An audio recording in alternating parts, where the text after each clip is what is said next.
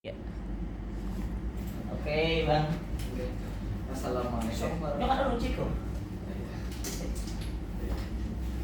Assalamualaikum warahmatullahi wabarakatuh. Oke, hari ini teman-teman kita sedang bersama berada di e-community Ecotalk. Hari ini kita akan membahas mengenai buku yang sudah kita baca untuk selama tantangan 2 bulan ini. Dua bulan kemarin tantangan kita. Hari ini kita akan membahas tentang eko. Kenapa eko? Karena antara keseimbangan ekologi dan kepentingan ekonomi. Oke, seperti itu. Hari ini kurang lebih kita akan membahas mengenai materi yang sudah kita baca ini untuk menunjukkan pemahaman kita. Apakah benar kita ini sudah membaca ataukah skip halaman aja sampai halaman 800 seperti itu. Nah, oke. Jadi hari ini ada saya Ilma, kemudian ada Saya Mustafa. kemudian kita ditemani oleh moderator terkece, paling kece, paling gokil kita di sini adalah Kang. ada Sensei Shiva. Oke. Oke.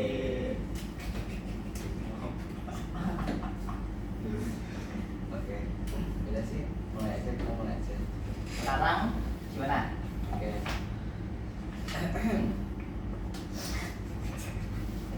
Kita mau nyampain ke penonton kita udah sampai berapa atau Oke. atau Mungkin buka-bukaan ya. Sekarang kemarin kan 8. Dari kemarin 800 halaman nih. Buku kita yang banyak itu 800-an halaman. Dan kita udah sampai halaman agak dikit, dikit. Oke, kita udah sampai halaman Mustafa sampai halaman 214. 218. Dan aku sudah sampai halaman 215. Oke. Jarak dikit ya, guys. Aduh. Susah, jujur susah ya teman-teman. Untuk Soalnya membaca, kita juga memahami juga. kita memahami juga, dan sepertinya buku seperti kali ini itu targetnya untuk 1 semester. Dan aku udah mau bikin rangkuman sebanyak ini, guys. Wah, Yes. ini emang cukup melelahkan ya, guys. Ini emang banyak banget. Yes. Wow. Sesuai kesepakatan sebelumnya teman-teman. Dan aku beneran bikin rangkuman ya, guys.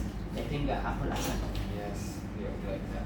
Nah, seperti yang kalian lihat di sini juga ini penuh dengan grafik ya. Seperti yang sudah dijelaskan juga di pertemuan sebelumnya, buku ini memang tergolong advance karena emang targetnya buat target mahasiswa ya, buku-buku baru ini. Ya. Oke, jadi kita akan cari halaman-halaman random dari halaman 0, halaman 1 Romawi sampai halaman terbaru kita ini. Pilih random aja, mungkin sekiranya ada yang gambarnya bagus atau mungkin teksnya dirasa judulnya menarik, nanti kita suruh untuk menjelaskan maksudnya, terus nanti kita diskusikan materinya. Oke, seperti itu. Oke, kita mau memilihkan dulu satu sama lain, nanti setelah diskusi nanti kita akan meminta ke Sensei Shiva untuk memilihkan bagian yang akan kita jelaskan. Oke. Mungkin dari Ilma dulu deh. Oke, aku jelasin dulu atau aku pilih halaman dulu? Mas Ilma nanti yang jelasin dulu. Berarti kamu yang milih.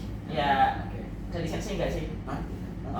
Nanti di sensei. Jadi sensei part 2. Oke, nanti juga maksudnya kita juga akan menanggapi. Betul. Oke.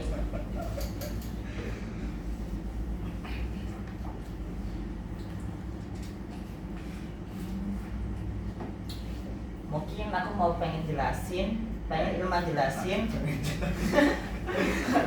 Aku pengen Ilma jelasin tentang halaman ini. Oke. Kayaknya ini sebelah mana yang ini.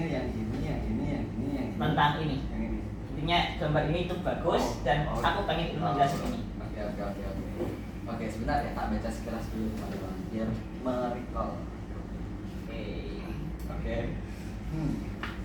Ini figur tidak explore. Itu dibahas di bagian sini. Oke. Di sini belum dibahas, sebentar.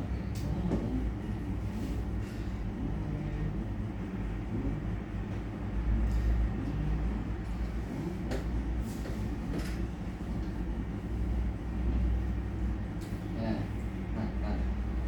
bentar ya teman-teman. Dia belum paham guys. Kecewa. Butuh waktu mereka, Siap. Ya, mohon waktunya sebentar. Biar apa-apa kamu sambil ngomong dong, biar Aduh, ternyata kamu kayak oke, sambil menunggu ini mari kita apa-apa gitu dulu. Oke, sebelum Ya terus kamu cerita kayak kamu kendalanya ini baca kemarin. Oh ya. Terus sambil aku memahami dulu. Oke, jujur buku ini emang kayak bukunya bagus banget guys. Ini buku ini Principle of Economics ini itu dikarang oleh Mankiw. Nah, Mankiw ini itu adalah salah satu profesor di Harvard University dan beliau itu adalah lulusan MIT guys. MIT itu adalah universitas top 1 di dunia. Dan buku ini emang direkomendasikan oleh dosen-dosen yang ada di UGM.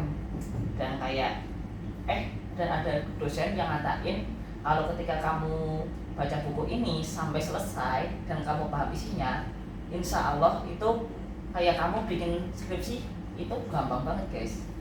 Jadi aku karena paparan dosen yang menggiurkan dan kayak penyetar-penyetar itu bikin menarik, aku jadi tertarik untuk belajar dari buku ini. Dan buku ini emang limited edition banget ya guys. Dan aku dapat buku ini itu di perpustakaan UGM. Dan ini tuh adalah edisi yang terbaru, edisi 10E. Dan terakhir yang dikatakan oleh dosenku itu dia terakhir baca itu yang edisi 8 dan aku baca yang edisi 10E guys. Buku ini itu jelasin tentang mikroekonomi dan makroekonomi. Nah, mikroekonomi itu kayak tentang transaksi ekonomi antara pedagang dan pembeli. Sedangkan kalau makroekonomi itu kayak dampak kebijakan pemerintah terhadap sesuatu dan dampaknya kepada masyarakat itu apa. Dan mungkin juga kalau makroekonomi itu juga bahas tentang ekonomi internasional yang membahas tentang ekspor dan impor gitu. Dan kalian itu yang pengen FOMO-FOMOan, pengen belajar ekonomi, buku The Principle of Economy itu recommended banget buat kalian baca. Oke. Apakah ilmu udah selesai? Oke. Nah, jadi selesai kurang sedikit sih. Oke. Mungkin aku mau review lagi ya. Dan maksudnya kayak buku ini itu menarik banget dan di sini kemarin aku nemu kayak topik yang bagus banget. Jadi di buku ini juga mereview tentang MBG guys. Dimana MBG ini ada yang namanya teori makan siang gratis. Dan sebenarnya itu makan siang gratis itu nggak benar-benar gratis guys. Karena kita harus mengeluarkan pajak buat pemerintah dan kemudian pemerintah itu mengalokasikan pajak kita untuk MBG ini guys. Dan kalau menurut kalian MBG itu bagus atau tidak, bisa cek di kolom komentar ya. Makasih. Oke. Nah, jadi untuk yang ini yang ada gambar ininya itu masuk ke topik ini. Sebelah sini ada judul subtopiknya Sun and Shade Plants of an Evergreen Shrub. Itu maksudnya adalah tanaman. Dia itu punya dua penampakan, dua tampak berdasarkan lingkungannya. Ada yang sun plant dan ada yang shade plant. Kalau sun plant itu maksudnya tanaman terang, shade plant maksudnya tanaman gelap. Of an evergreen shrub. Evergreen itu maksudnya dia sepanjang tahun itu hijau. Berbeda dengan misalnya kalau kayak kalian lihat di film-film atau mungkin di video-video luar negeri, kalau musim gugur itu kan pohon-pohonnya berubah menjadi oranye terus mereka berguguran. Itu karena mereka masuk ke pohon gugur deciduous. Sedangkan kalau yang ini tuh evergreen, jadi mereka sepanjang tahun meskipun musim dingin itu dia tetap hijau. Nah, di sini itu membahas tentang mekanisme dari tanaman hijau itu. Di sini yang dibahas itu adalah Heteromeles arbutifolia. Nah, itu nama spesiesnya. Soalnya yang tanaman hijau sepanjang tahun kan banyak ya, kayak pinus, pohon natal itu kan juga hijau sepanjang tahun. Tapi yang dibahas di sini itu bukan itu.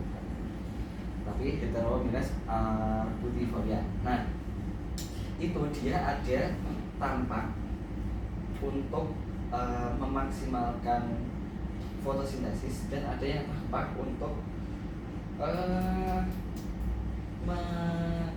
menghindari kelebihan terpapar sinar matahari mungkin. Oke. Nah, kenapa kok tiba-tiba kita bahas tentang tanaman sun and shade, tanaman matahari dan tanaman bayangan ini?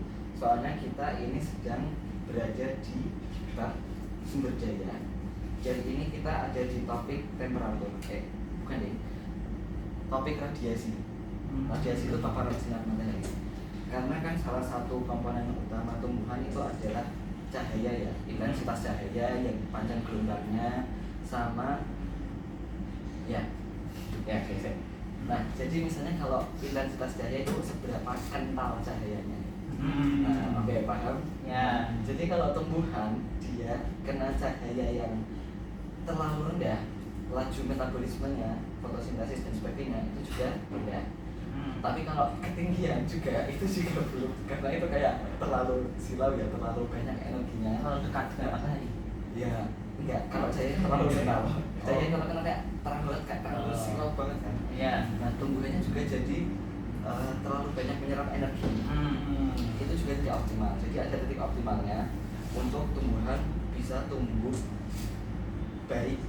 Kalau kelebihannya jelek, kalau kekurangannya jelek.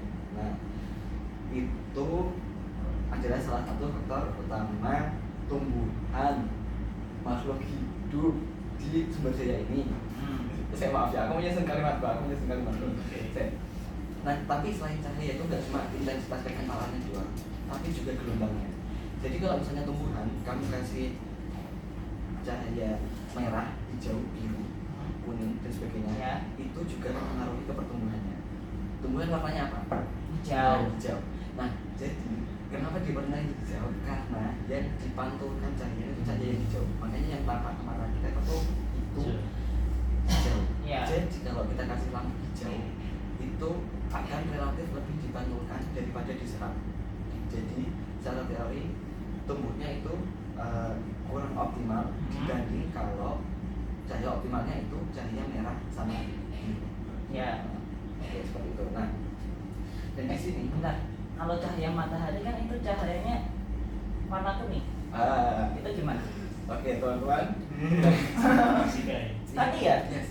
Cahaya matahari kita lihat sebagai warna kuning. Kalau di gambar-gambar kita mewarnainya warna kuning. Nah, tapi sebenarnya cahaya matahari itu adalah cahaya yang utama ya, sumber utamanya itu sebenarnya cahaya putih yang terdiri dari semua spektrum cahaya.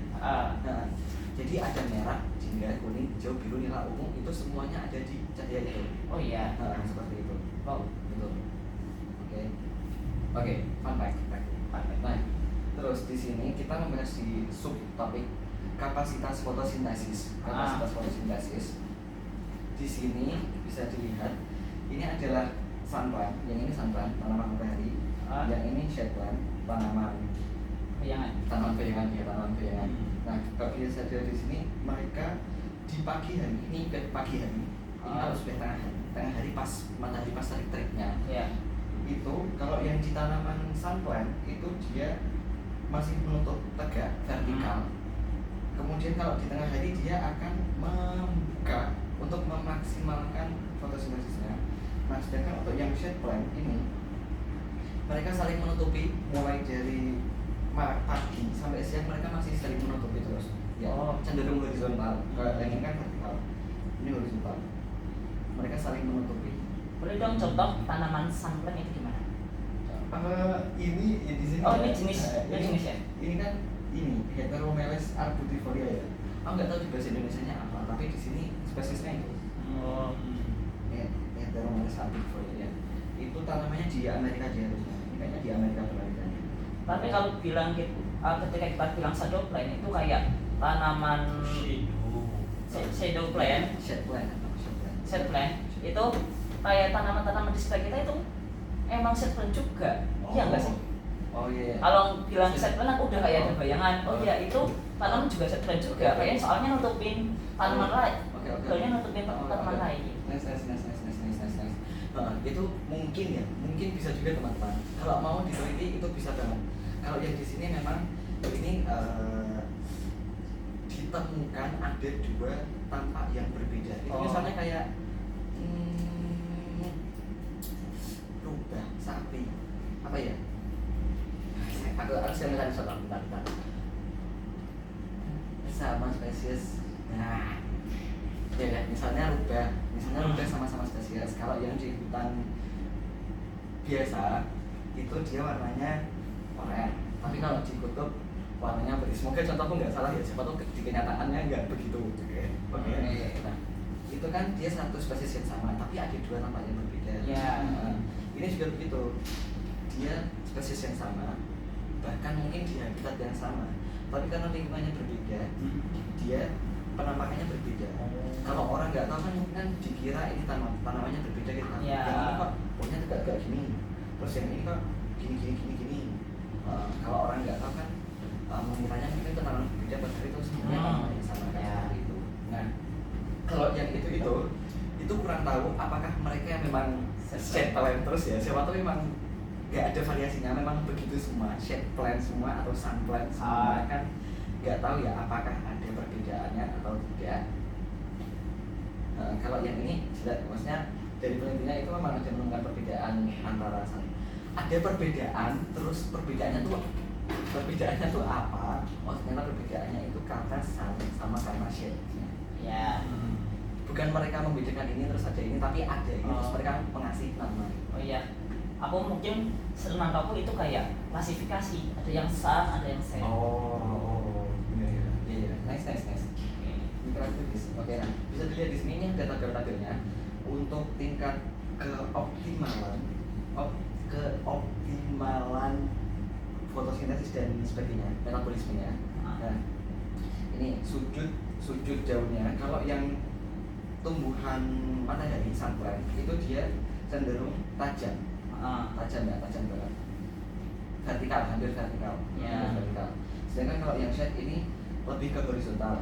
Nah, terus untuk ketebalan daunnya juga, kalau yang sunplant itu dia lebih tebal, ya 462,5. Sedangkan kalau yang shade plant itu lebih tipis, 292,4. Nah, jaraknya kan hampir 100 ya. Berarti kan tinggi.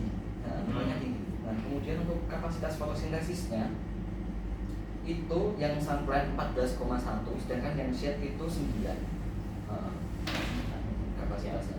Nah, untuk konten klorofilnya, klorofil tahu? Zat hijau daun. Oke, zat hijau daun itu adalah mesin utamanya untuk fotosintesisnya, klorofil. Ngomongin klorofil nih, aku kayak setiap tumbuhan itu kan butuh klorofil untuk fotosintesis. Nah, klorofil itu kan zat hijau daun. Kalau pohon dengan daun yang warna pink itu fotosintesisnya itu gimana? Pertanyaan bagus. Nah, kalau tumbuhan itu harusnya semuanya tetap punya klorofil semua teman-teman.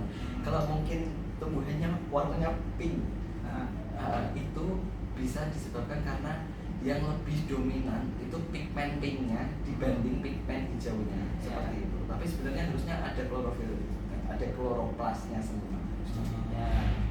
Seperti itu. Berarti kalau tanaman dengan daun warna pink itu tingkat klorofilnya itu lebih rendah. Iya. Tingkat fotosintesisnya itu juga lebih rendah. Tingkat pigmen warna pinknya lebih banyak dibandingkan kloroplasnya.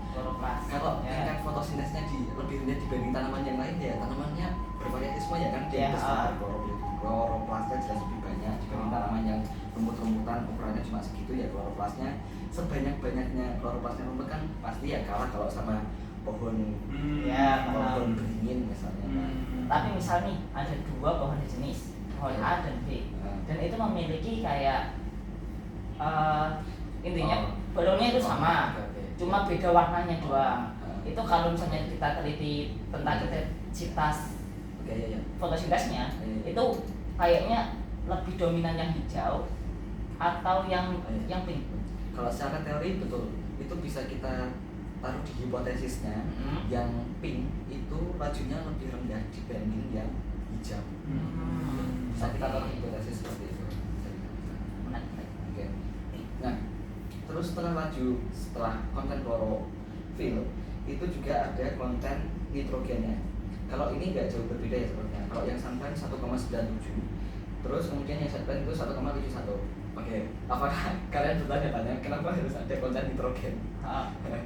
Kenapa nitrogen? Klorofil kan oke, kapasitas fotosintesis oke, tanaman, ketebalan daun oke, sudut daun oke, ada yang vertikal, ada yang horizontal. Kenapa nitrogen kok dimasukkan juga?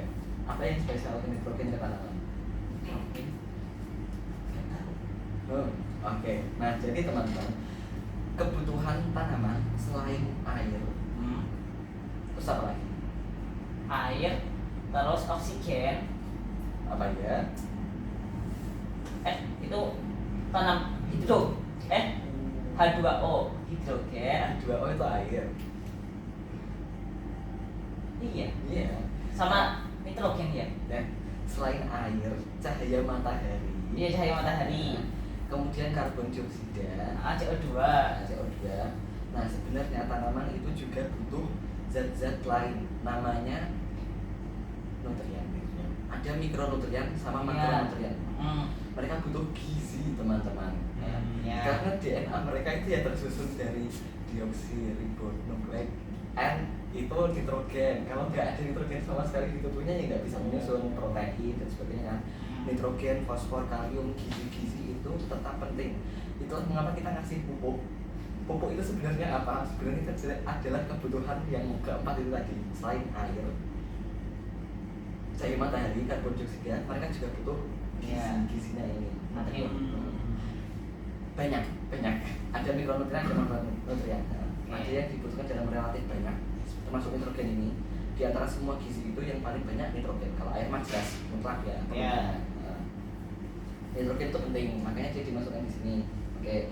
Nah, terus kemudian untuk yang C ini,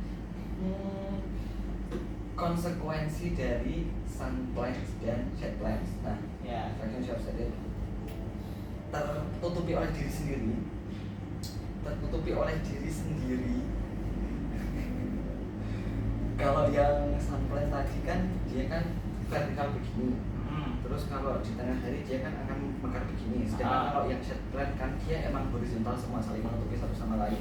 Nah, kalau yang sun plant itu selama musim panas mereka nggak menutupi. Tapi kalau pas musim dingin mereka akan saling menutupi. Sedangkan kalau yang shade plant kalau di musim panas mereka akan saling menutupi. Kalau yang di musim dingin mereka akan saling mengekspos.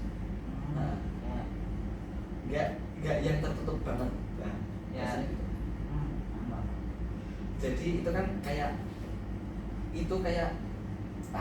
sebentar. Itu kayak sunlight kan fotosintesisnya tinggi, nitrogennya tinggi, klorofilnya tinggi lah. Terus kenapa kok tanaman ada yang shade plant? Kan itu kan jelek ya. Kan harusnya kan yang sunplant aja yang menguntungkan buat dia, fotosintesisnya tinggi. Nah, tapi sebenarnya itu ada trade off-nya, ada pertukarannya, ada yang harus dikorbankan. Kalau sunplant itu nanti pas musim dingin dia tidak efektif ya biasanya, kurang efektif.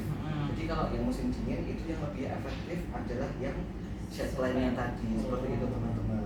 Kalau di sini kita nggak merasakan musim dingin ya, kita nggak relate ya mungkin. Hari ini dingin banget. Iya, tadi malam